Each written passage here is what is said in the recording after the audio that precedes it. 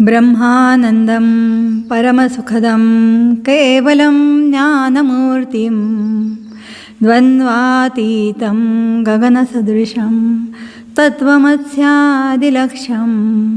एकं नित्यं विमलमचलं सर्वधी साक्षिभूतं भावातीतं त्रिगुणरहितं सद्गुरुं तं नमामि।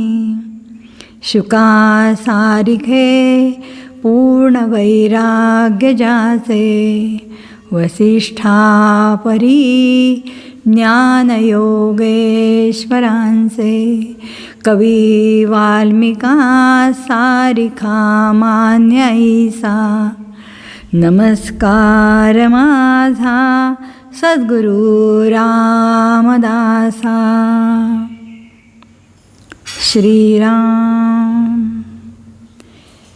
नाही मज ज्ञान नाही काही अभ्यास परी जाता अनन्य शरण सद्गुरु कृपा करीती। मी एक अल्पमती दुर्बळ बुद्धिहीन अति परी सद्गुरु कृपे ही वाचा वदे शीघ्रगती। श्रीराम। सद्गुरुनाथ महाराज की जय। प्रभु रामचंद्र की जय। पवनसूत हनुमान की जय। सब संतन की जय। जय जय रघुवीर समर्थ। श्रीराम। वन्ही तो चेतवावा चेतविताची चेततो विवेक विवेक जाणिजे तैसा वाढविताची वाढितो। या विषयावरती आपल्याला चिंतन करायचं आहे। पण हे चिंतन करत असताना हे समर्थांचं सुभाषित आहे म्हणा, पण ते कशामध्ये आलं आहे ह्याचा शोध घ्यायला हवा। आणि ते एका उपदेशाच्या काव्यामध्ये आहे।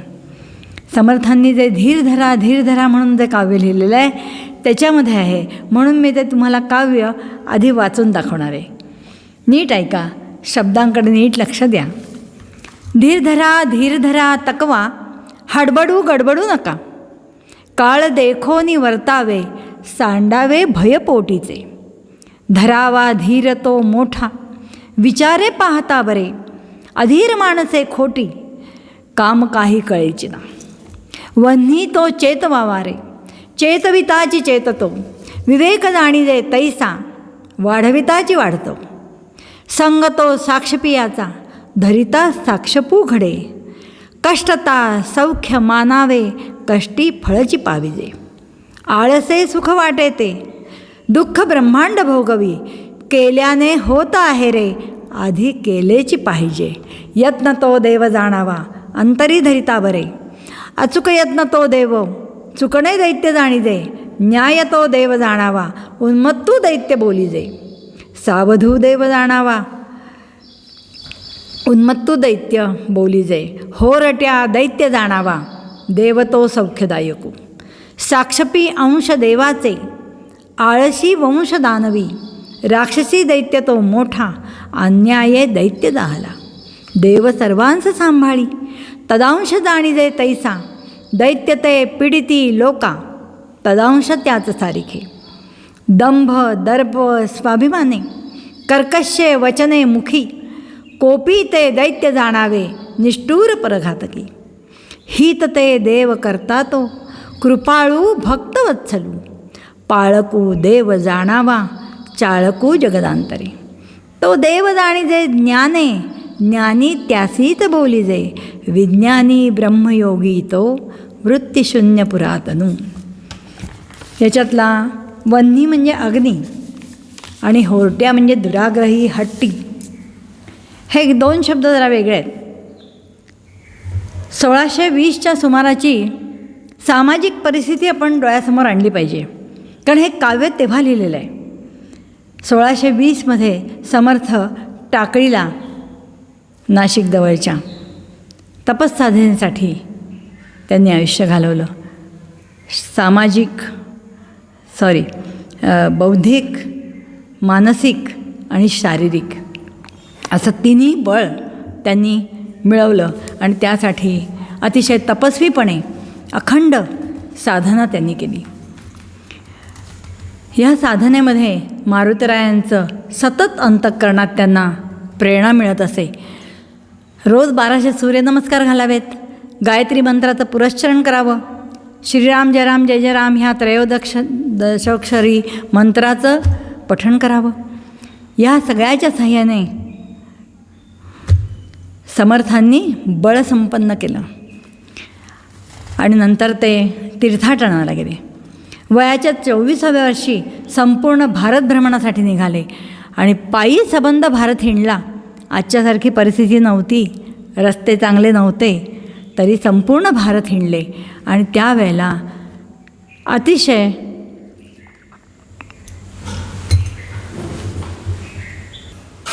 वयाच्या 24व्या वर्षी विचार करा, संपूर्ण भारत भ्रमण केलं पायी ते सुद्धा, आणि सबंध समाजाचं निरीक्षण केलं, अतिशय सूक्ष्म निरीक्षण केलं.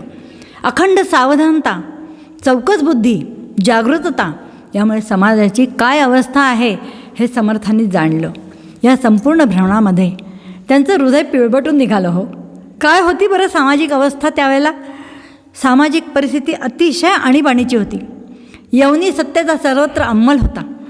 भिन्न विचारधारेची, स्वार्थी, इहलोकवादी सगळी सत्ता संपूर्ण भारतभर होती. समाज त्यामुळे आतून आणि बाहेरून सगळा पोखरून गेला होता. लोक दिशाहीन झाले होते, अस्ताव्यस्त झाली होती. सगळी जीवन कळाच मुळी हीन दीन अशी झाली होती. ब्राह्मण वर्ग, जो ब्रह्म जानयती ती ब्राह्मण, त्यानेच मुळे आपला आचार आणि विचार सोडला होता. क्षत्रिय धर्माचे लोक जे शूर, पराक्रम, शौर्य, धैर्य दाखवणारे, धर्म जागवणारे, त्यांनीही आपला आचार विचार सोडला आणि खरोखरच सबंध समाज पिचून गेल्यासारखा झाला होता. सगळे क्षत्रिय पराक्रम विसरले होते.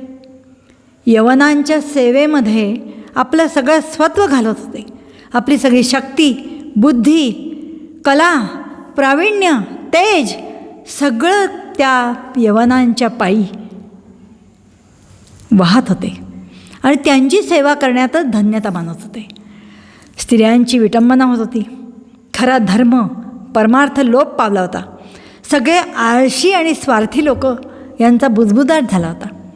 ह्या परकीय सत्ताचा, या दुष्ट विध्वंसक वृत्तीच्या लोकांचा समाजावरती फार विघातक परिणाम होत होता आणि त्यामुळे समाज जीवनामध्ये सत्तेसाठी स्पर्धा, पैशाकरता विश्वासघात, स्वार्थासाठी लाचारी, द्वेष, विषयभोगासाठी अतिशय किळसवाणा असा अत्याचार, अनाचार, स्त्रियांची विटंबना, मुलांची विटंबना, गुलाम बनवायचं त्यांना आणि परदेशात विकायचं, खूप छळ चालला होता. मंदिरं फोडायची, मूर्ती फोडायच्या, त्या मूर्तींचा उपयोग मशिदींच्या पायऱ्या तयार करण्यासाठी केला जात होता. विचार करा काय अवस्था होती. आमच्या उत्तमातल्या उत्तम मूर्ती फोडायच्या, आमच्या समोर हा विध्वंस आलेला आहे, पाहात कसं होतात तुम्ही. समर्थ इतके चवताळले होते. लोक भय, चिंता, अस्थिरता, पारतंत्र्य, दारिद्र्य यामुळे सगळा समाज दैन्यावस्थेत पिचत पडला होता. समर्थांना पाहवलं नाही आहे. कितीतरी समर्थांनी काव्य लिहिले आहेत, अभंग लिहिले आहेत. त्या काव्यातून, उपदेशपर काव्यामधून संपूर्ण समाज कसा जागृत होईल, कशी त्यांना प्रेरणा मिळेल, समाज कसा स्थिर होईल, त्यांना स्वस्थता कशी लाभेल, ते निर्भय कसे होतील. सगळीकडे भयग्रस्त वातावरण होतं. हो, युद्धच व्हायला पाहिजे असं नाही, केव्हाही कोणत्या क्षणी काही घडू शकतं अशी परिस्थिती होती. समाजांना हे सहन झालं नाही आणि त्यामुळे हृदय त्यांचं पिळवटून निघालं. हे समाजातलं आक्रोश दूर करण्यासाठी, लोकांचं दैन्य दूर करण्यासाठी, त्यांच्या डोळ्यातले अश्रू पुसण्यासाठी, त्यांना निर्भय करण्यासाठी, त्यांची ही भरकटलेली अवस्था अचूक मार्ग त्यांना दाखवण्यासाठी कोणीतरी पुढे यायला हवं होतं आणि समर्थांनी ते कार्य अतिशय समर्थपणे, अचूकपणे केलं. समर्थांनी लोकसंग्रह केला. परकीयांच्या, मोगलांच्या विरोधात सर्वांनी एकत्र यायला हवं. ब्राह्मणांना स्वधर्मात इतकीच जागृती निर्माण व्हायला हवी. क्षत्रियांना राजसत्ता दृढ करण्यासाठी, पराक्रम गाजवण्यासाठी, शौर्य दाखवण्यासाठी आतून काहीतरी ऊर्जा मिळायला हवी, ती ऊर्जा समर्थांनी दिली. कसले स्वार्थापायी परकीयांकडे चाकरी करता?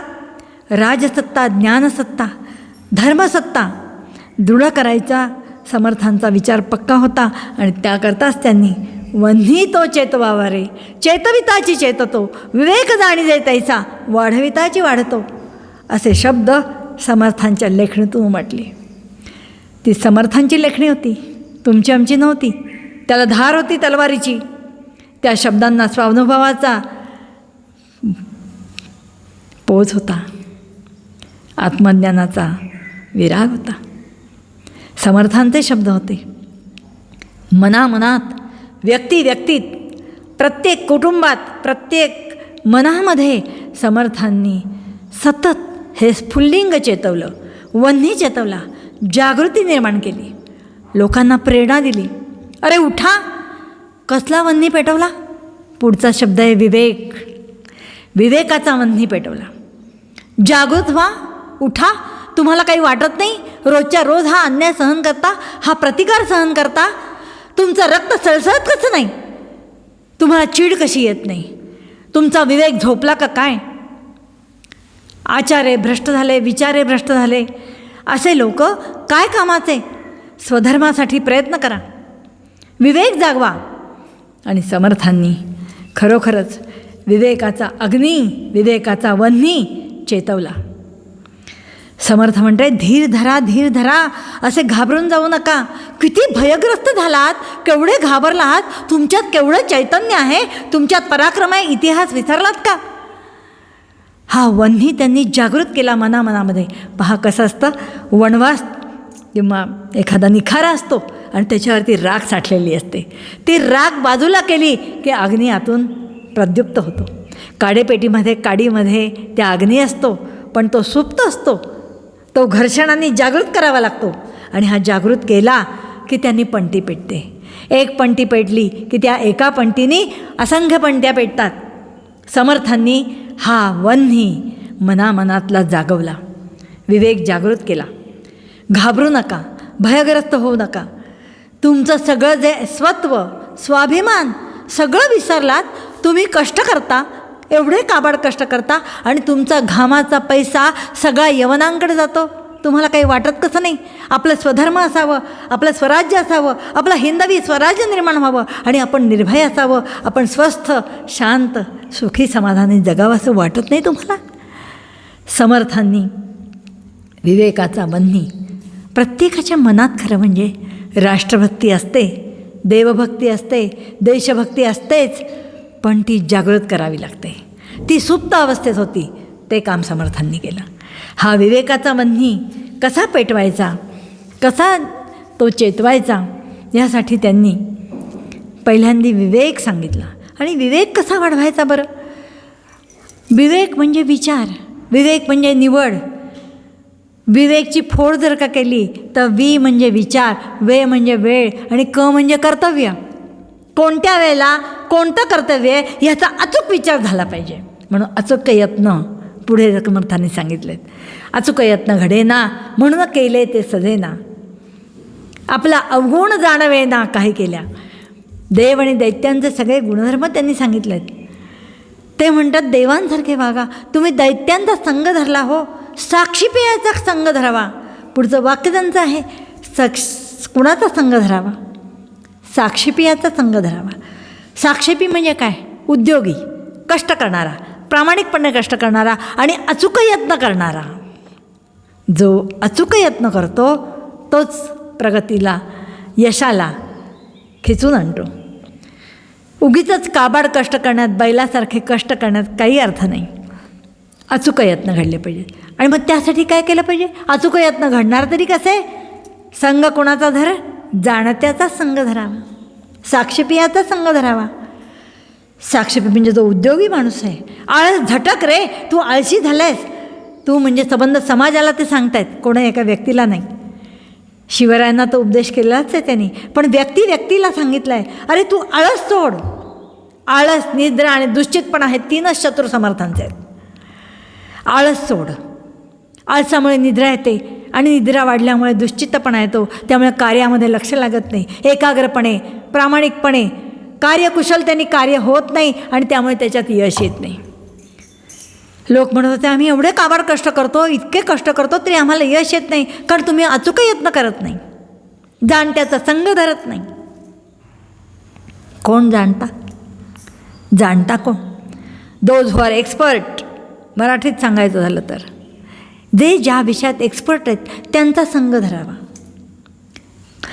जाणता जो जाणत्यावरती समर्थाने समासच लिहिलेले आहे. जाणत्याचे विचार पाहावे, जाणत्याचा संग पाहावा, जाणत्याचा भावना पाहावा, जाणत्याचे रंग पाहावे. जो जाणता आहे ना त्याचा संग धर. साक्षेपी आहे त्याचा संग धर. देववृत्ती ज्याची आहे त्याचा संग धर. समर्थ ताई आत्ता मगाशी म्हणा त्याप्रमाणे संग हा शब्द इतका चपकल वापरला आहे. खरं म्हटलं तर संग आणि सहवास सारखे वाटणारे शब्द आहेत. संग आणि सहवास याचा अर्थ बरोबर असणे, त्याच्याबरोबर राहणे. पण संग शब्द आणि सहवास शब्द ह्याच्यामध्ये सूक्ष्म फरक आहे. सहवासामध्ये बाहेरून सान्निध्य आहे आणि संघामध्ये आतून सान्निध्य आहे. थोडा एक छोटासा दृष्टांत देते म्हणजे आपल्याला लगेच कळेल. पहा, आंब्याचे दिवस असतात, बाजारात सगळीकडे आंबे असतात, जिकडे तिकडे आंबे. साधारण मे महिन्याचा सुमार डोळ्यासमोर आणा. आपण बाजारातून जातानाच मुळी आंब्याचा घमघमाट येतो, त्याचं रूप बघून मनाला आनंद होतो. ते आंबे पाहता क्षणी असं वाटतं की हे घ्यावेत. इथे रूपाचा सहवास आहे, गंधाचा सहवास आहे, आंब्याच्या गंधाचा सहवास आहे, रूपाचा सहवास आहे. तो बाहेरून आहे. पण ज्यावेळेला घरी आंबे आणतो, चिरतो, फोड तोंडात टाकतो, त्याचा आस्वाद घेतो आणि तो पोटात जातो, त्यावेळेला आंब्याचा संग आहे. सोपं उदाहरण आहे, दृष्टांत सोपा आहे. हा संग आहे. त्या जाणत्याचा, त्या साक्षेपियाचा संग तू धर, म्हणजे त्यांनी सांगितलेलं आचरण तू कर. समर्थांनी जे जे उपदेश केलेत किंवा जे जे जाणतेत, जे आत्मज्ञानी आहेत, जे समाज हिताचं बोलणार आहेत, देववृत्तीचे आहेत, त्यांचा संग धर ना. तू कुणाचा संग धरला आहेस? त्या दैत्यांचा. अफजल खान काय, शाहिस्ते खान काय, रावणासारखेच आहेत. दुष्ट आहेत, अन्यायी आहेत, अतिशय दुष्ट आहेत, स्वार्थी आहेत, अभिमानी आहेत, छळ करणारे आहेत, पीडा देणारे आहेत. त्यांचा संग धरला आहेस आणि तो संग धरल्यामुळे तो सांगेल तसं तू वागतोयस. तू संग कोणाचा धर? जाणत्याचा संग धर, जो अचूक यत्न करणार आहे, अचूक दिशेने वाटचाल करणार आहे, त्याचा संग धर. त्याच्या संग धर म्हणजे साक्षीपेयाचा संग, म्हणजे तो सांगेल त्याप्रमाणे आचरण तू कर, त्याच्या मार्गदर्शनाप्रमाणे वाग आणि बघ. उठ, आळस करू नको. निद्रा, आळस आणि हे सोडून दे आणि विवेक कर. कोणत्या वेळेला मी कोणता विचार करावा? अरे विचार कर की तुम्ही जे वागताय ते बरोबर आहे का? विवेक शब्द 3 स्तरावरती वापरतात समर्थ. विवेक शब्द समर्थांचा अतिशय आवडता. विवेक आणि वैराग्य हे 2 शब्द समर्थांचे फार लाडके. 3 विवेक समर्थांनी सांगितलेले आहेत, आपल्याला सगळ्यांना माहिती आहे. सारासार विवेक, नित्यानित्य विवेक, आत्मानात्म विवेक. हा विवेक कसा करायचा? व्यावहारिक स्तरावरती देहाच्या माध्यमातून, देहाच्या पातळीवरती सारासार विवेक करायचा. असारते त्यागावे, सारते निवडावे. आपण देहाच्या पातळीवरती काय घ्यावं काय नाही घ्यावं ह्याचा सारासार विवेक करतो.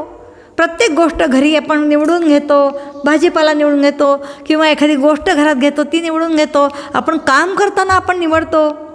हा सगळा व्यवहार पातळीवरचा, देहाच्या पातळीवरचा जो विवेक आहे तो सारासार विवेक सांगितला आहे. दुसरा सांगितला आहे तो नित्यानित्य विवेक.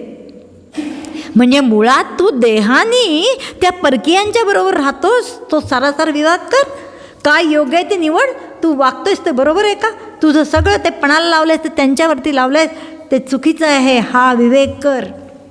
दुसरा विवेक आहे तो प्रातिभासिक सत्तेमध्ये बुद्धीच्या पातळीवरती असलेला नित्यानित्य विवेक. काय नित्य आहे आणि काय अनित्य आहे. नित्य काय आहे?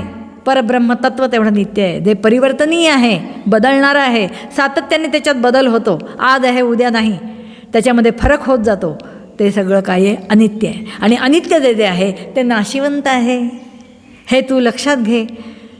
जे जे परिवर्तनीय आहे ते ते नाशिवंतनीय आहे, आणि जे अपरिवर्तनीय आहे, बदलणारं नाही आहे, अशा आज एक बोलतील उद्या एक बोलतील अशांचा तू संग धरला आहेस. समर्थ सारखे सावध करतायत की तो संग तू सोडून दे. तू नित्यानित्य विचार कर, नित्यानित्य विवेक जप. आणि तिसरा आत्मानात्मविवेक. पारमार्थिक सत्तेमध्ये चित्ताच्या पातळीवरती जो केला जातो तो आत्मानात्मविवेक. अनात्म म्हणजे अशाश्वत, असार, जे जे काही नित्य नाही आहे, अनित्य आहे, त्या सगळ्याचा त्याग कर आणि तू हा विचार कर. बोलता बोलता आत्ता एक उदाहरण आठवलं की साध्या साध्या गोष्टीमध्ये सुद्धा आपला विवेक जागृत पाहिजे. आणि समर्थ सद्गुरू हा विचार बरोबर आपल्याला देतात. एक छोटंसं दृष्टांत सांगते.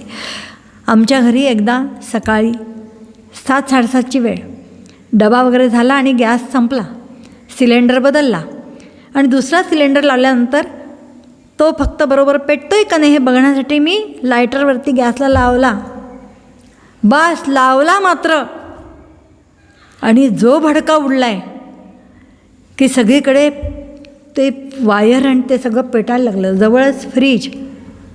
हे क्षणभरच समर्थांच्या कृपेने, सद्गुरूंच्या कृपेने शांत उभी राहिले आणि पहिले लाईटचं मेन स्विच बंद केलं, कारण इलेक्ट्रिक करंट जो जातो त्यामुळे आग आणखीन भडकेल.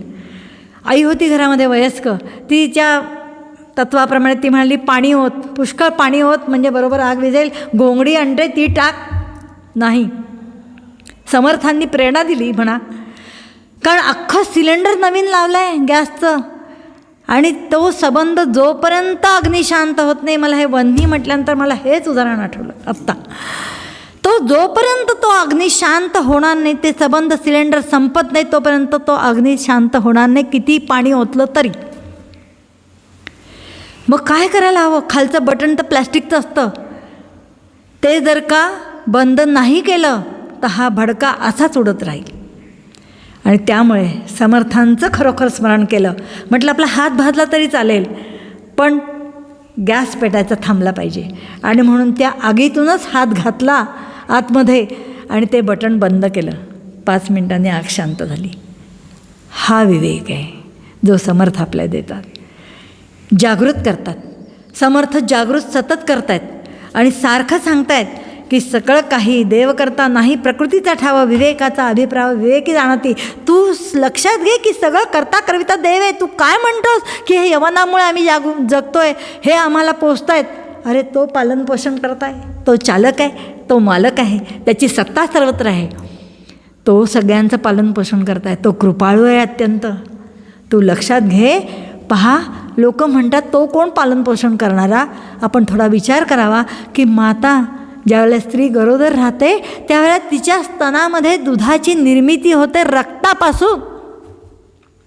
शास्त्रज्ञांना रक्ताचे घटक माहिती आहेत, शास्त्रज्ञांना दुधाचे घटक माहिती आहेत, पण तरी रक्तापासून लॅबोरेटरीमध्ये दूध तयार करता आलेलं नाही की जे बाळाला योग्य होईल. आणखीन काय म्हणायचं, आणखीन काय म्हणायचं पालनपोषण करतो. तर त्या भगवंत सगळ्याचं पालनपोषण करताय. तो आत्मा तुझ्यामध्ये जो आहे ना तो खरा आहे. जो जो काही कार्य करणार आहे तो आत्मज्ञानी असावा. समर्थांनी एवढे मठ बांधले, 1100 मठांची स्थापना केली, लोकसंग्रह केला, आणि त्या मठावरती प्रत्येक मठाधिपती हा आत्मज्ञानी होता. देवाचे सर्व गुण संपन्न असा महंत होता. हा लोकसंग्रह आणि समाज संघटन जे केलं आहे ते विवेकाच्या बळावरती. आणि म्हणून तुमचा मनातला विवेक जागृत झाला की तुम्ही कार्यप्रवण व्हा, तुम्ही साक्षेप धरा, तुम्ही जाणत्याचा संघ धरा, अचूक यत्न करा, आणि हिंदवी स्वराज्य उभा करणाऱ्या त्या शिवरायाच्या पाठीशी उभं राहा. तुमची सगळी शक्ती, युक्ती, बुद्धी, सामर्थ्य, तेज, कला सगळं पणाला लावा. आणि हिंदवी स्वराज्यासाठी तुम्ही सगळे एकत्र आलात ना, एकजूट झाली तर त्या छळवादी लोकांना केव्हा तुम्ही धूळ चालू शकाल. उठा, जागृत व्हा. आणि म्हणून समर्थांनी नरदेहातच सार्थक व्हायला हवं असेल तर तुम्ही विवेक वाढवा, कष्ट करा, निष्ठा ठेवा, देव मस्तकी धरावा, अवघा हलकल्लोळ करावा, मुलूख बडवा की बुडवावा. धर्मस्थापनेसाठी लक्षात घ्या, नाहीतरी मरायचंच आहे ना. मग त्याच्यासाठी मरण्यापेक्षा आपलं स्वराज्यासाठी मरा, हिंदवी स्वराज्यासाठी मरा, त्याच्यासाठी लढा आणि आपलं स्वत्व जपा. समर्थ म्हणतात, आळस पहिले सोडा, आळसे कार्यभाग नासतो, साक्षेप होत होत होतो, दिसते गोष्टी कळेना तो शहाणा कैसा म्हणावा. अरे आळस टाक, आळस कंटाळा, कोणतंच कार्य त्यामुळे होत नाही रे. समर्थ प्रयत्नवादी आहेत, कुठलंही काम पुढे म्हणतात ते केल्याशिवाय होत नाही. हे वाक्य मला फार आवडतं. केल्याने होत आहे रे, आधी केलेची पाहिजे, यत्न तो देव जाणावा, अंतरी धरितावरे. छोटंसं कार्यसुद्धा करण्यासाठी करावं लागतं ना ते. अहो साधी कागदाचा बोळा पडला आहे म्हटल्यानंतर तो उचलावा लागतो ना, पाय देऊन जाणं सोपं आहे.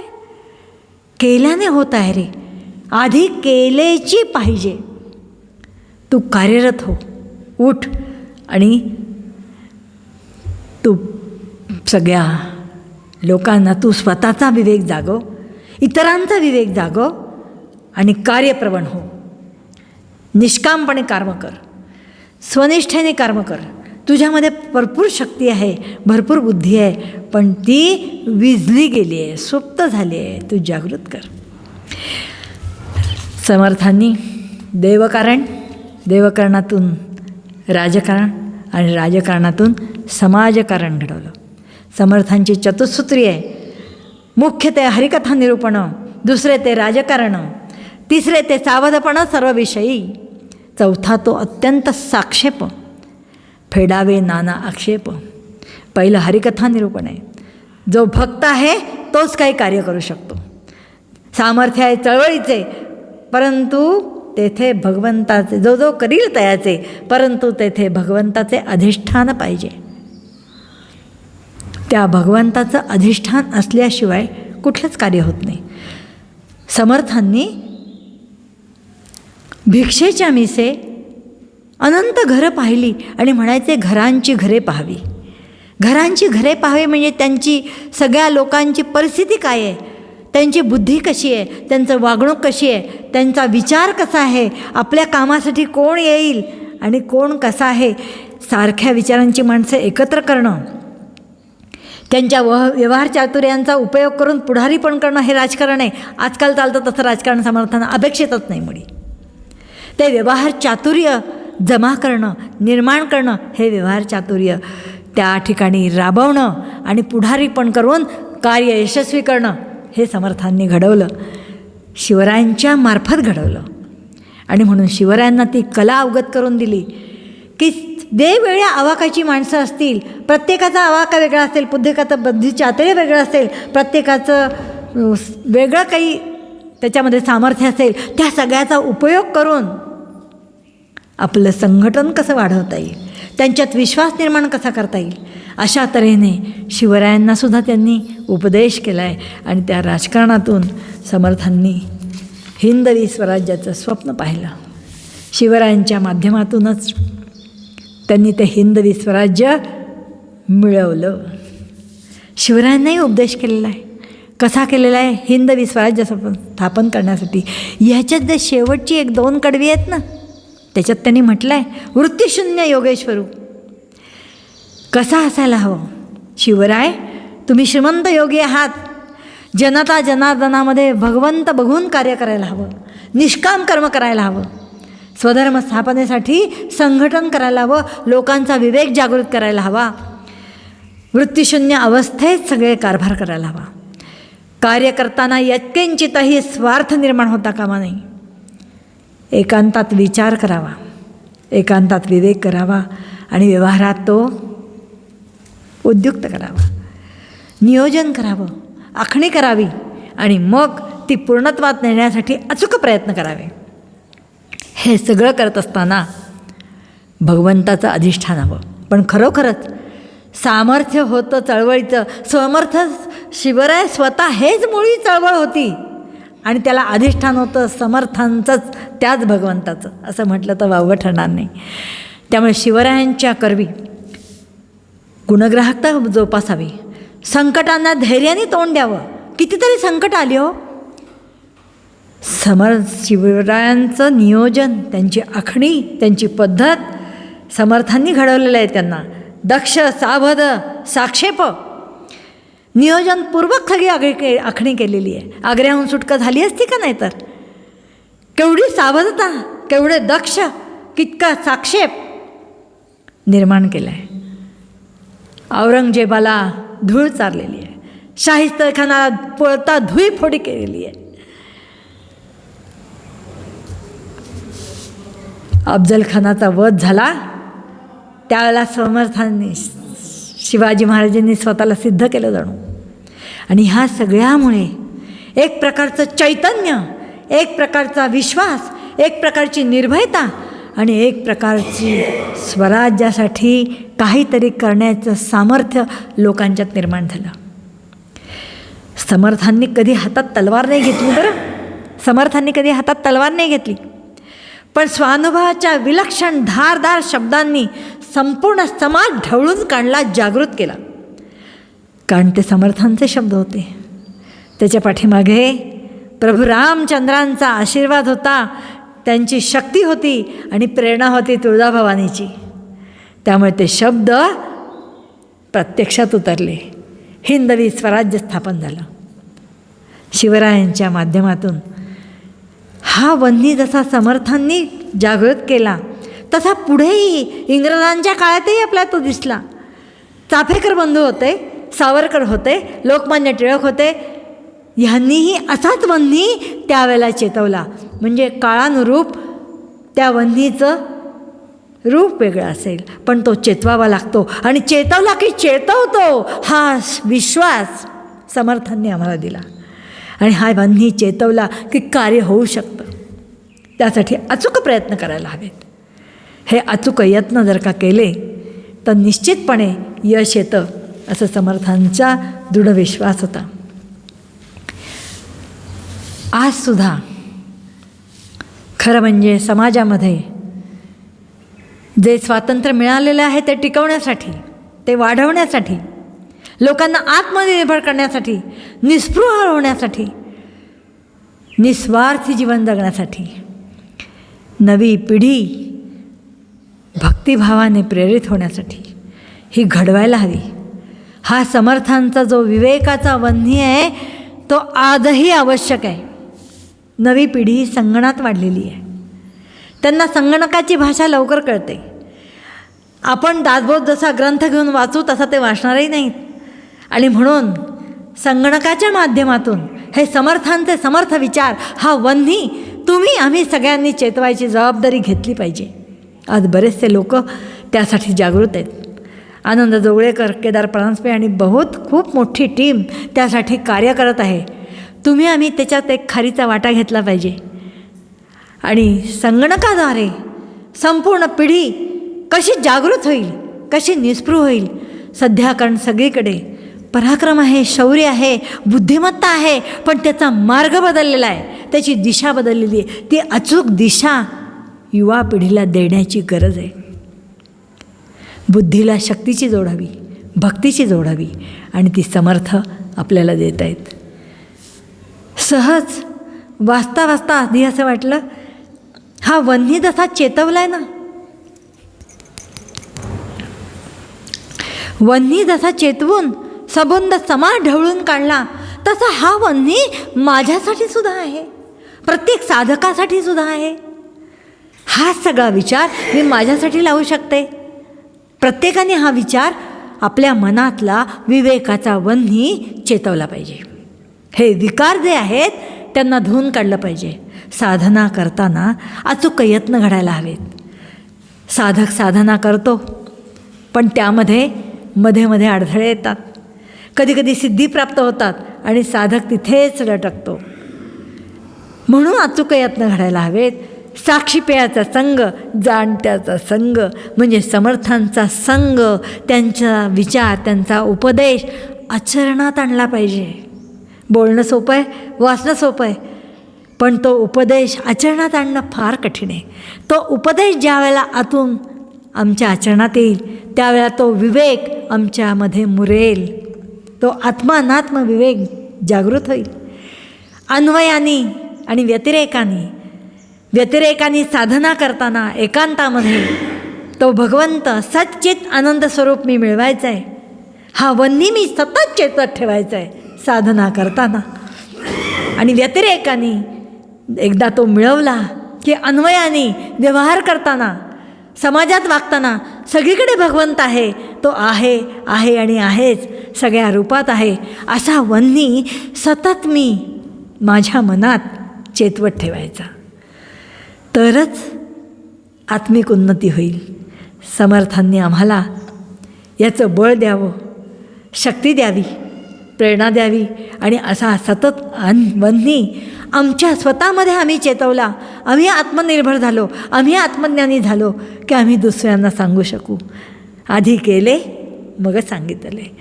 त्यामुळे संबंध समाजामध्ये नव्या पिढीमध्ये जर हा वन्नी चेतवायचा असेल तर आपल्याला सगळ्यांना कंबर कसून कामाला लागलं पाहिजे. आपली जी काही आहे, जी काही अल्पमती आहे, जी बुद्धी आहे, जे सामर्थ्य आहे, जी उपासना आहे, ती सगळी पणाला लावून समर्थांचे समर्थ विचार पोचलेच पाहिजेत. असा वन्नी विवेकाचा आपण जागृत केलाच पाहिजे. आणि म्हणून ज्या काही 2 ओळी आत्ता येता येता गडावर येता ज्या सुचल्या त्या म्हणून दाखवण्याचा प्रयत्न करते. आम्ही बघा घडलो तुम्हीही घडाना, आम्ही बघा घडलो तुम्हीही घडाना, समर्थांच्या संगे आम्ही कृतार्थ झालो, उपदेशाचरिता भाग्यवान झालो.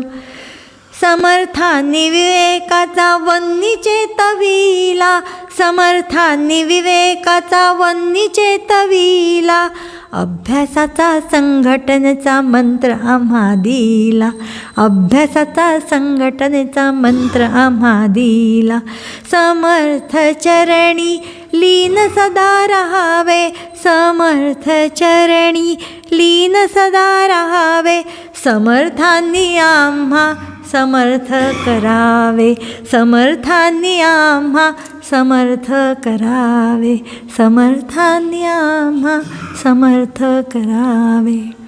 बौद्धिक, शारीरिक, आत्मिक, मानसिक सर्व तऱ्हेचं सामर्थ्य समर्थांनी आम्हा सर्वांना द्यावं, प्रेरणा द्यावी, वन्नी चेतवावं. एवढं बोलून मी माझ्या वाणीला विराम देते. मुखे बोलवी सद्गुरु बुद्धिदाता, अहम भावहा वागवी कोण माथा, जडो भावना रामदासी सदाती, नमस्कार ह्या ब्रह्मचैतन्यमूर्ती. सब संतन की जय, सद्गुरुनाथ महाराज की जय. जय जय रघुवीर समर्थ. श्रीराम श्रीराम श्रीराम.